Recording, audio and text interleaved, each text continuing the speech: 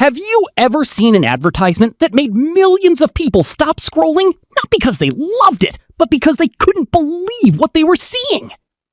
In the fashion world, controversy often generates headlines. Luxury brands know that if people are talking about them, they remain relevant. But sometimes, the conversation becomes so negative that it overshadows the original message. One of the most debated examples in recent fashion history involved Gucci and an Armenian model named Armine Harutyunyan. What began as an attempt to challenge traditional beauty standards quickly became one of the internet's biggest discussions about beauty, body shaming, and social media culture.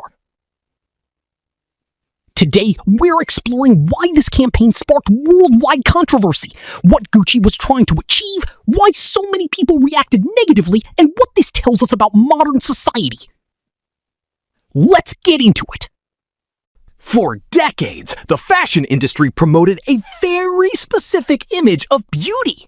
Models were expected to fit almost identical standards. They were typically tall, extremely slim, symmetrical, and possessed facial features considered traditionally attractive by mainstream audiences. If you looked at fashion magazines from the 1990s or early 2000s, the similarities between many models were obvious. But over the last 20 years, the industry has gradually shifted. Consumers began asking for more diversity. Designers started embracing models of different ethnic backgrounds, body types, ages, and physical characteristics. Instead of searching only for perfect faces, many creative directors began looking for individuals with unique appearances capable of telling a story. Luxury fashion increasingly became less about selling conventional beauty and more about expressing creativity. Among luxury brands, Gucci has built one of the strongest reputations for challenging expectations. Rather than simply producing expensive clothing, Gucci often presents fashion as art. Many of its advertising campaigns feature unusual styling, unconventional photography, and models who don't fit traditional beauty ideals.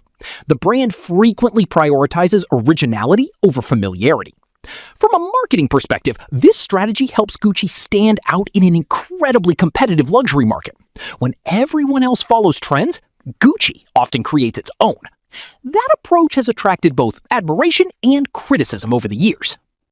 One of the models who became the center of this conversation was Armine Harutyunyan, an Armenian fashion model.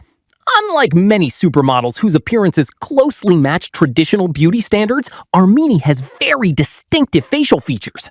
She has strong eyebrows, a prominent nose, angular facial structure, and deep, expressive eyes. These are exactly the characteristics that caught Gucci's attention. The company wasn't trying to find someone who looked like everyone else. Instead, they deliberately chose someone whose appearance challenged society's expectations. To Gucci's creative team, Armine represented individuality. She represented the idea that beauty doesn't have to follow a single formula. Unfortunately, the internet saw things very differently. When photos of Armina began circulating online, social media exploded. Instead of discussing Gucci's artistic direction or its message about diversity, countless users focused entirely on her appearance. Thousands of cruel comments flooded social media. People mocked her facial features. Some compared her to fictional characters. Others made deeply offensive jokes. Many questioned how she could possibly be considered a fashion model. The criticism became so widespread that it transformed into a global online controversy. What should have been a discussion about beauty standards quickly became an example of large-scale cyberbullying. The backlash against Armine highlighted a much larger issue. Social media platforms have dramatically changed how people perceive beauty. Apps like Instagram, TikTok, and other visual platforms constantly expose users to heavily edited images. Filters smooth skin, editing apps reshape faces, lighting and professional photography create nearly impossible standards. After seeing these images every day, many people begin believing that this artificial appearance represents normal. As a result, anyone who looks different is often judged far more harshly than before. Ironically, social media claims to celebrate individuality, yet in practice, it often rewards conformity. The algorithms tend to favor faces and bodies that already fit conventional beauty ideals. That creates enormous pressure, especially for young people. One important thing many people misunderstood is the purpose of high fashion. Luxury fashion doesn't always aim to create models who appeal to everyone's personal taste. Instead, fashion often tries to evoke emotion. Sometimes designers want elegance, sometimes mystery, sometimes strength, sometimes even discomfort. Models are chosen because they match the artistic vision of a collection, not because they represent universal attractiveness. A model functions much like an actor in a film. Their appearance helps tell a story. This philosophy has become increasingly common in modern fashion. Armin certainly wasn't the first model to challenge traditional beauty standards. One of the most famous examples is Winnie Harlow. She has vitiligo, a skin condition that causes patches of skin to lose pigment.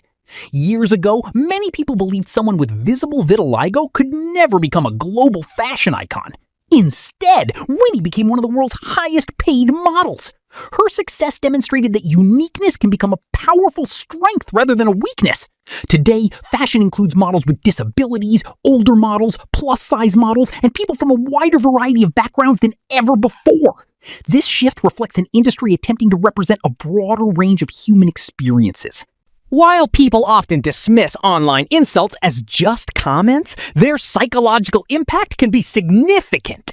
Imagine waking up to thousands of strangers criticizing something you cannot change.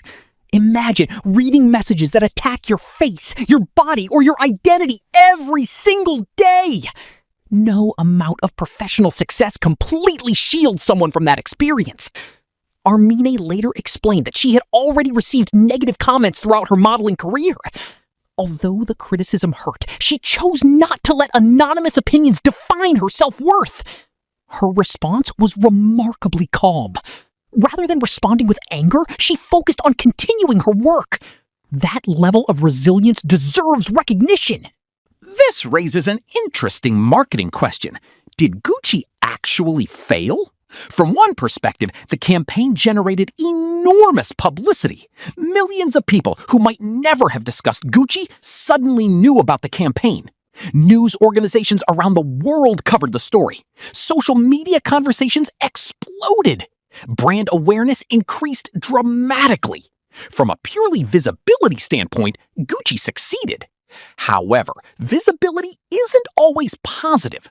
Many people associated the campaign with negativity rather than inspiration. Instead of encouraging thoughtful discussions about diversity, much of the conversation became dominated by insults and mockery. In marketing, that's a dangerous outcome. A campaign's message can easily be lost if the controversy becomes bigger than the purpose behind it. Perhaps the biggest lesson isn't about Gucci at all. It's about us.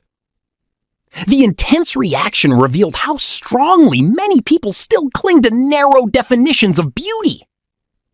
Even though society often claims to celebrate diversity, reality can be very different. When someone genuinely looks different, acceptance isn't always automatic. Instead, people may respond with judgment. Social media has amplified this behavior by making it easy for thousands of strangers to criticize someone they've never met. Behind every viral joke is a real person reading those comments. It's worth remembering that beauty standards have changed throughout history, and they'll continue to change in the future. What is considered attractive today may not be considered attractive 50 years from now. That makes judging others based solely on appearance a surprisingly fragile way of thinking. The Gucci and Armin Haroutian controversy became much more than a fashion story. It exposed the ongoing conflict between artistic expression and public expectation. It showed how quickly social media can transform a creative decision into worldwide controversy. Most importantly, it reminded us that conversations about diversity are easy to support in theory, but much harder to embrace when they challenge our own assumptions. Whether you personally find Armin beautiful isn't really the point. The bigger question is whether we can accept that beauty doesn't have to look the same for everyone. Perhaps the real marketing disaster wasn't Gucci's campaign. Perhaps it was the internet's reaction. If this story made you think differently about beauty standards, leave your thoughts in the comments below. Do you think fashion should continue challenging traditional ideas of beauty, or should brands focus on what most people already find attractive? Don't forget to like this video, subscribe to the channel, and turn on notifications for more fascinating stories about marketing, business, and the cultural moments that shape our world. Thanks for watching, and I'll see you in the next video.